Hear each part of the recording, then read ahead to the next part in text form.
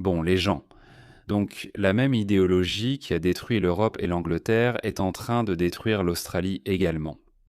Ils sont si paresseux qu'ils ne changent même pas de tactique ni ne cachent leurs traces, agissant ouvertement. Au nom du multiculturalisme, l'Australie est en train d'être déchirée en morceaux. Vous vous souvenez de ça? Cette juge a donné moins de 12 mois de peine avec sursis à ce réfugié irakien en Australie qui a violé une fille de 14 ans. Pourquoi a-t-elle fait cela? Elle l'a fait parce qu'elle ne voulait pas qu'il soit expulsé. Parce qu'en vertu de la loi australienne, si vous êtes condamné à une peine supérieure à 12 mois, vous serez expulsé. Regardez cette juge woke. Alors elle s'est dit, il n'a pas besoin d'être expulsé. Et si je lui donnais simplement moins de 12 mois pour avoir agressé sexuellement une fille de 14 ans? Eh bien, c'est pour ça que j'ai un peu d'espoir pour l'Australie, parce que je suis quelqu'un qui observe ce qui se passe au Royaume-Uni depuis au moins 10 ans. Pourquoi? Parce que je m'intéresse à l'islam et il n'y a pas d'autre pays, du moins dans le monde anglophone, que le Royaume-Uni qui souffre autant aux mains d'islamistes qui se comportent mal.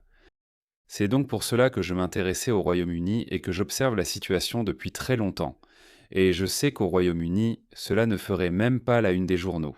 Littéralement, des centaines, des milliers de ces prédateurs sexuels islamistes n'ont même pas reçu de peine légère. Le gouvernement britannique a étouffé le tristement célèbre scandale des gangs d'exploitation sexuelle. L'Australie, heureusement, est un peu différente. Donc cette affaire a fait la une des journaux nationaux et a provoqué un tollé national qui a conduit le parquet à faire appel de cette peine légère prononcée par ce juge woke. La peine légère d'un réfugié irakien ayant agressé sexuellement une adolescente dans le Queensland est contestée en appel après l'indignation suscitée par la décision du juge. La procureure générale de l'État, Deb Frecklington, qui est aussi une femme, heureusement, a confirmé lundi qu'elle avait donné instruction au bureau du directeur des poursuites publiques de faire appel de la décision rendue par la juge Deborah Richard du tribunal de district de Toowoomba. Cette dame, la procureure générale de l'État, Deb Frecklington, est la bonne. Non, c'est la juge. Voyons ce dont elle se plaint. Les services de santé mentale en sous-effectif n'arrivent pas à traiter la criminalité juvénile, avertit la juge. Elle affirme que les services de santé mentale échouent à traiter la criminalité juvénile. Les juges wokistes. Les enfants criminels avec de graves troubles mentaux ne sont pas pris en charge dans le Queensland à cause d'un manque chronique de personnel, a averti la présidente du tribunal pour enfants, Deborah Richard. Donc ce juge a laissé cet agresseur irakien s'en tirer sans conséquence. Donc la juge du tribunal de district de Toowoomba, Deborah Richard, a donné à Salah Suleiman Alamouma, 29 ans, une peine avec sursis. Elle lui a donné une peine avec sursis. Donc cette brave dame, la procureure générale de l'État, Deb Frecklington, elle dit « Je considère que la peine prononcée est manifestement insuffisante. Mes pensées vont à la victime et à sa famille. C'est ce qu'on oublie tout le temps. Ces juges continuent pas d'oublier les victimes. Pour une raison quelconque, ils s'inquiètent toujours des problèmes de santé mentale des auteurs, mais jamais de ceux des victimes. La détresse mentale que les victimes vont traverser, ils ne s'en soucient jamais. Je ne comprends pas ça, les gars. Je ne comprends vraiment pas. J'ai lu un mème quelque part qui disait qu'il est vraiment remarquable qu'en l'espace d'un siècle, nous soyons passés de pendre les meurtriers et les violeurs à Oh! il a sûrement de graves problèmes mentaux, d'où son crime. Son QI est très bas, il ne réalise même pas que c'est mal. Je ne comprends pas. Mais ce n'était qu'un cas, il y a donc une bonne nouvelle. Espérons que le procureur ne tombe pas sur un autre juge wokiste qui dise « Vous savez quoi? 6 mois de prison. Pas avec sursis, mais une peine de 6 mois ferme. Comme ça, il n'est pas expulsé vers son trou à Rindirac. Bon, ça c'est un quart. Qu'est-ce que c'est que ça? Des voyous du Moyen-Orient attaquent un garçon de 15 ans avec des machettes dans Melbourne Park. Incroyable, non? Melbourne a été élue la ville la plus agréable à vivre au monde pendant 10 années consécutives et on en est arrivé là. Les gars, je vous le dis, j'ai 42 ans, j'ai vécu toute ma vie d'adulte à Melbourne. J'ai déménagé à Melbourne en 2003, il y a presque 23 ans, exactement. 23 ans et 22 jours. D'accord. Et franchement, le Melbourne du début des années 2000 était complètement différent. Le seul crime dont on entendait parler, c'était les guerres de gangs du milieu criminel. C'est tout. Ça ne concernait pas des gens ordinaires comme nous. Donc vous savez, Melbourne avait un vrai problème de gangs de motards et du milieu criminel. Mais encore une fois, comme je l'ai dit, ça ne nous concernait pas. il n'y avait pas de cambriolage. La seule fois où on entendait parler de fusillade depuis une voiture, c'était quand un membre de gang tirait sur un autre membre de gang. Et cela arrivait aussi très, très rarement. Je parle d'une fois tous les 2 ans. On entendait quelque chose. Mais maintenant, ça arrive chaque semaine. Chaque semaine, je vous l'ai dit. Je vous ai personnellement montré tellement de vidéos de jeunes Africains, comme ils aiment les appeler, poignardant des gens dans des centres commerciaux en plein jour, pour en arriver à ceci. Un garçon australien de 15 ans a été grièvement blessé après avoir été attaqué par un groupe de voyous moyen-orientaux, armés de machettes dans un parc de Melbourne, à Cranbourne, qui est une banlieue sud-est de Melbourne, à environ 40 km du centre-ville. C'est devenu un trou à rats, les gars. C'est un trou à rats. Donc notre gouvernement importe ces détraqués sexuels, d'accord? Comme ce type des détraqués sexuels, ce type. Ils ont importé des personnes d'Afrique et du Moyen-Orient qui n'ont aucune intention de s'intégrer ou de s'assimiler. Et ils ont amené leurs problèmes avec eux. Et en plus de ça, ils font venir des terroristes de l'État islamique condamnés, près de 10 ans après la défaite de l'État islamique. Regardez ça. Un autre, donc en plus des épouses de l'État islamique, ce médecin de l'État islamique, surnommé Docteur Djihad, revient maintenant en Australie. Ne soyez pas étonnés s'il pratique aussi la médecine. Vous pourriez le croiser à votre prochain rendez-vous chez le généraliste. Voilà le problème avec ces gouvernements. Ce sont toujours les mêmes personnes. Ils ne peuvent ils ne peuvent pas plaider l'ignorance, mais ils essaient de se cacher derrière des procédures en disant « Regardez, on ne peut rien faire. » Vraiment, vous ne pouvez rien faire à ce sujet. Vous ne pouvez vraiment rien faire à ce sujet. Vous partez combattre pour Daesh. Dites au revoir à l'Australie. Puis vous revenez en Australie. Vous serez de retour chez vous. Vous mangerez à nouveau une tartine de Vegemite en regardant Bluey dès votre sortie. Si les gens ressentent une peur de la violence islamique, eh bien, c'est peut-être parce qu'il y a eu plus de 35 000 attaques islamiques depuis le 11 septembre. Peut-être que c'est parce que 88 Australiens sont morts lors d'une attaque islamique à Bali en 2002. Le nombre total est de 135, dont 25 en Australie. Des Australiens sont morts aux mains de terroristes islamiques. Et en dehors de l'Australie, 110 donc, cela fait 135 au total. 4 autres sont morts en 2005 lors d'une attaque islamique. Sur le sol australien seulement depuis le 11 septembre, 51 Australiens ont été tués. Nous venons de voir ce communiqué du Premier ministre. Vraiment? Il dit que 51 Australiens ont été tués. D'accord. Je vais le croire sur parole. Mes recherches indiquaient 35, mais je n'ai fait que 5 minutes de recherche sur ChatGPT. Donc s'il dit 51, je vais le croire sur parole. Je ne suis pas surpris. Monsieur, à propos de l'islamophobie, il y a un programme qui va être enseigné dans nos écoles. Mais si nos tribunaux n'arrivent pas à gérer cela, alors quel espoir nos écoles peuvent-elles avoir? Le danger, c'est l'islam radical. Plus dangereux que les suprémacistes blancs et autres idiots ignobles, l'islam radical est le plus meurtrier. Ne jouez pas la victime alors que vous êtes l'agresseur. Et regardez ça, voici Karl Stefanovic. Ils l'ont fait virer de Channel 9. Et maintenant, j'ai dit ceci. J'ai dit, eh bien, bonne chance. Bonne chance pour essayer de l'arrêter maintenant parce que maintenant, il est indépendant. Il ne doit de compte à personne. Il va devenir votre pire cauchemar. Ces idiots ne comprennent rien. Et en plus de tout ça, ce sont les islamistes qui tueront des Australiens, que ce soit par le terrorisme, les coups de couteau ou les attouchements. En plus de tout ça, notre pire Premier ministre de l'histoire de l'Australie, Anthony Albanese. Voilà ce qu'il fait. Je suis très heureux d'être ici avec l'envoyé spécial pour lutter contre l'islamophobie, Akhtar Malik. Aftab Malik est un autre propagandiste islamiste importé du Royaume-Uni. Lui aussi est un... Et de publier son rapport « Une réponse nationale à l'islamophobie ». Les Australiens devraient pouvoir se sentir en sécurité et chez eux dans n'importe quelle communauté. Eh bien, aucun musulman n'a été tué en Australie lors d'une attaque islamophobe. Mais 51 Australiens sont morts aux mains d'islamistes. Plus récemment, et surtout l'année dernière en décembre, il y a moins de 8 mois à Bondy, 15 Australiens ont été tués par des islamistes. Et pourtant, nous en sommes là. Nous avons ces gens.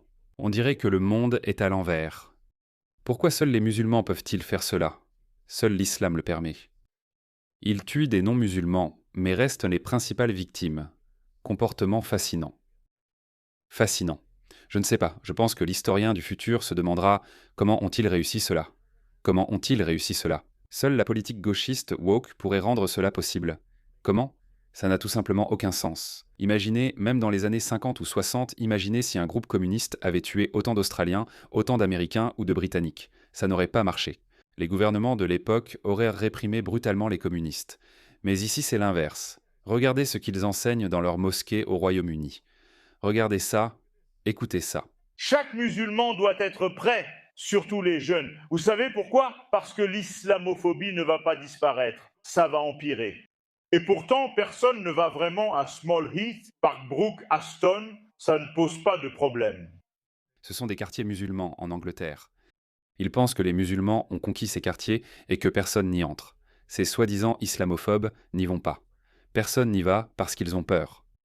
Parce que c'est comme ça qu'ils se comportent dans ces ghettos. C'est comme ça qu'ils se comportent. Regardez ça, ça. Des blancs ordinaires ne font que passer à Bradford. Enregistrez-moi. Qui enregistre? Regarde ça, mon Dieu. Ils devraient être expulsés pour avoir l'air comme ça. Enregistre-moi. Où est ma caméra? Je te le dis. Où est ma caméra? Ne filme pas. Nous passons devant le... Détends-toi. Voilà comment ils agissent, c'est pour ça qu'ils n'y vont pas, et ils se vantent ici. À cause de notre nombre. Mais tu ne seras pas toujours dans ces quartiers, tu seras dans d'autres quartiers. Chaque musulman devrait au moins savoir distribuer quelques coups et en encaisser quelques-uns. Et si tu en encaisses quelques-uns? Regarde tous ces jeunes hommes musulmans qui écoutent. Ils les encouragent à apprendre à se battre. Ils ont transformé les mosquées en salles de MMA. C'est ce qu'ils font. Et puis d'un autre côté, ici ils crient à l'islamophobie. Le monde est à l'envers, les gars, le monde est à l'envers. Et regardez, ils ne vont pas s'arrêter. Ils ne vont pas s'arrêter. Nous devons développer un consensus politique dans chaque pays occidental. Et le Royaume-Uni en a un besoin urgent. Le Royaume-Uni est l'endroit où tout cela va se passer. D'accord. L'Australie, nous pourrions éviter le pire. Leur nombre n'augmentera pas aussi rapidement parce que quelque chose de grave, quelque chose va se passer. Quelque chose va arriver au Royaume-Uni avant que quoi que ce soit ne tourne mal ici.